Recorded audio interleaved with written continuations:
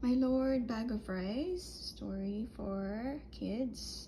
This is from Miles Kelly from UK. This book is a 10-minute book. Okay, to start the story. Long, long ago, there lived in Japan a brave warrior known to all as Tawara Toda. This is by Ie Ozaka. Oh, my Lord, Bag of Rice. That's his name. His true name is Fujiwara Hidesato, and there is a very interesting story of how he came to change his name. One day, he went out in search of adventures, for he had the nature of a warrior and could not bear to be idle. So he buckled on his two swords, took his huge bow on his hand, and slinging his quiver on his back, started out. He had not gone far when he came to the bridge of Setan no Karashi, spanning one end of the beautiful Lake Biwa. No sooner had he set foot on the bridge than he saw lying across his path a huge serpent dragon. Its body was so big that it looked the trunk of a large pine tree, and it took up the whole width of the bridge. One of its huge claws rested on the parapet of one side of the bridge, while its tail lay right against the other. The monster seemed to be asleep, and as it breathed, fire and smoke came out of its nostrils. Ooh. At first, Hidesato could not help feeling alarmed at the sight of this terrible reptile lying in his path, for he must either turn back or walk right over his body. He was a brave man, however, and putting aside all fear, went forward dauntlessly. Crunch, crunch! He stepped now on the dragon's body, now between its coils, and without even one glance backward, he went on his way. He had only gone a few steps when he heard someone calling him from behind. On turning back, he was much surprised to see that the monster dragon had entirely disappeared, and in its place was a strange-looking man. Oops. He was bowing most ceremoniously to the ground. His red hair streamed over his shoulders and was surmounted by a crown in the shape of a dragon's head. There. And his sea-green dress was patterned with shells. There. Hidesato knew at once that this was no ordinary mortal, and he wondered much at the strange occurrence. Where had the dragon gone in a short span of time? Or how did it transform itself into this man? And what did the whole thing mean? While these thoughts passed through his mind, he had come up to the man on the bridge and now addressed him. Was it you who called me just now? Yes, it was I, said the man. I have a request to make to you. Do you think you can grant it to me? If it is in my power to do so, I answered Hidesato. But first tell me who you are. I am the Dragon King of the lake, and my home is in these waters, just under this bridge. Was it you who have asked to ask me? Of me, said Hidesato. I want you to kill my mortal enemy, the centipede who lives in the mountain beyond. And the Dragon King pointed to a peak on the opposite shore of the lake. I have lived for many years in this lake, and I have large family, children and grandchildren. For some time past, we have lived in terror, for a monster centipede has discovered our home. And night after night, it comes and carries off one of my family. I am powerless to save them. If it goes on much longer like this, not only shall I lose my children, but I myself must fall a victim to the monster. I am therefore very unhappy, and in my extremity, I determined to ask the help of human being. For many days, with this intention, I have waited on the bridge in the shape of the horrible serpent dragon that you saw, in the hope that some strong, brave man would come along. But those who came this way, as soon as they saw me, were terrified and ran away as fast as they could. You are the first man I have found able to look at me without fear, so I knew that at once that you were a man of great courage. I begged you to have pity on me. Will you not help me and kill my enemy, the centipede? Hidesato felt so... Where's Hidesato? Somewhere. Hidesato felt so sorry for the Dragon King on hearing the story and readily promised to do what he could do to help him. The warrior asked where the centipede lived so that he might attack the creature at once. The Dragon King replied that his very home was on the mountain Mikami, but as it came every night at a certain hour to the palace of the lake, it would be better to wait till then. So Hidesato was conducted at the palace of the Dragon King under the bridge.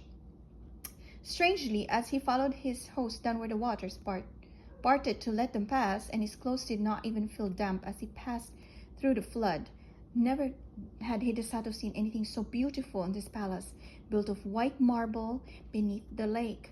He had often heard of the Sea King's palace at the bottom of the sea, where all the servants were saltwater fish. Wow, fishes as servants? But here was a magnificent building in the heart of Lake Biwa. The dainty goldfish, red carp, and silvery trout waited upon the Dragon King and his guests.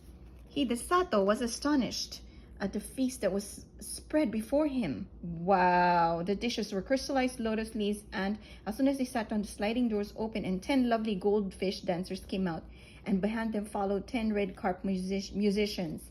Thus the hours flew by till midnight, and the beautiful music and dancing had vanished. All thoughts of the centipede, the Dragon King then was about to pass the warrior a fresh cup of wine when the palace was suddenly shaken by trump. It was as if a mighty armor had begun to march far away. Hidesato and his host both rose to their feet and rushed to the balcony, and the warriors saw on the opposite mountain 2 great balls of glowing fire coming nearer. The Dragon King stood by the warrior's side, trembling with fear. The centipede! The centipede! There were 2 balls of fire at its eyes. It is coming for its prey. Now is the time to kill it. Hidesato looked where his host posted, and in the dim light of the starlit evening, behind the 2 balls of fire, he saw the long body of an enormous centipede winding around the mountains. And the light in its terrifying eyes glowed like many distant lanterns, moving slowly towards the shore. Hidesato showed no fear. He tried to calm the Dragon King. Do not be afraid. I shall surely kill the centipede. Just bring my bow and arrows to me. Dragon King did as he was bid, and the warrior noticed that he had only 3 arrows left in his quiver. He took the bow and fitting an arrow in the notch, took careful aim and let fly. The arrow hit the centipede. Whoa, there it is. Right in the middle of its head, but instead of penetrating, it glanced off harmlessly and fell to the ground. Not daunted, Hidesato took another arrow, fitted to the notch of the bow, and let it fly. Again, the arrow hit the mark. It struck the centipede right in the middle of the head, and only to glance off and fall to the ground. The centipede was invulnerable to weapons. When the Dragon King saw that even this brave warrior's arrows were powerless to kill the centipede, he lost heart and began to tremble with fear. The warrior saw that he had now only 1 arrow left in its quiver, and if this one failed, he could not kill the centipede. He looked across the waters. The huge reptile had wound its horrid body 7 times around the mountain and would soon come down to the lake. Then suddenly the warrior remembered that human saliva were deadly to centipedes. Really? But this was no ordinary centipede. It was monstrous that even to think of such a creature made him creep with horror.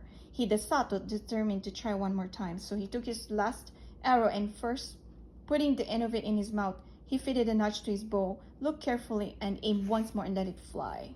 The arrow again hit the centipede in the middle of the head, but instead of glancing off harmlessly as before, it struck home to the creature's brain. Then with a convulsive shudder, the serpentine body stopped moving, and the firelight of its great eyes and 100 feet darkened to a dull glare that, like the sunset of a stormy day, and then went into a blackness.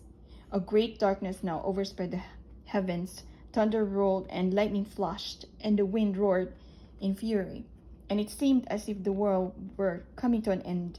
Hidesato called to the Dragon King to come out with him on the balcony, for the centipede was dead, and he had nothing more to fear. All the inhabitants of the palace came out shouting with joy, and Hidesato pointed to the lake. There lay the body of the dead centipede floating in the water. The gratitude of the Dragon King knew no bounds. Another feast was prepared, more sumptuous than the first. All kinds of fish, prepared in every imaginable way. Raw, stewed, boiled, roasted, served on coral trays, and crystal dishes were put before him. Okay, you're feeding fish. And the wine was the best that Hidesato had ever tasted in his life. They begged him to accept few small presents in token of their gratitude to him for delivering them forever from their terrible enemy, the centipede. The presents that they carried were as follows. First, a large bronze bell. Second, a bag of rice. Third, a roll of silk. Fourth, a cooking pot. Fifth, another bell. Hidesato did not want to accept all these presents, but as the Dragon King insisted, he could not well refuse. The Dragon King himself accompanied the warrior as far as the bridge and then took leave of him with many bows and good wishes, leaving the servants to accompany Hidesato to his house with the presents. The warrior's households and servants had been very much concerned that they found that he did not return the night before. When the servants on the watch for his return caught sight of him, they called to everyone that he was approaching. As soon as the Dragon King's retainers had put down the presents, they vanished, and Hidesato told all that had happened to him. The presents were found to be of magic power. Only the bell was ordinary, so Hidesato presented it to the temple nearby, where it was hung up to boom out the hour of day over the neighborhood. However, much was taken from the single bag of rice. The supply in the bag never grew less. Wow, they have rice every day. The roll of silk never grew shorter, though long pieces were cut off to make the warrior a new suit of clothes. Wow, no matter what was put in the cooking pot, it cooked deliciously whatever was wanted without any heating.